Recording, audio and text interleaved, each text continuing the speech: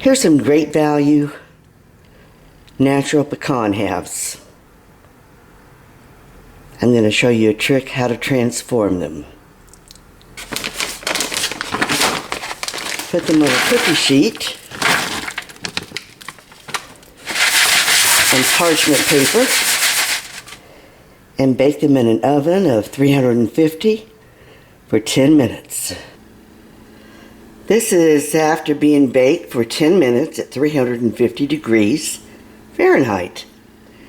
It transforms them.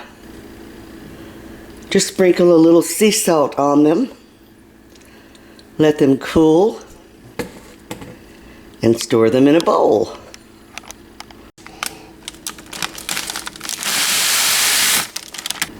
Simple way to transform raw pecans or any nuts just by baking them for 10 minutes and sprinkling them with a little sea salt. It makes them gourmet nuts in a few minutes. Bon appetit. Enjoy.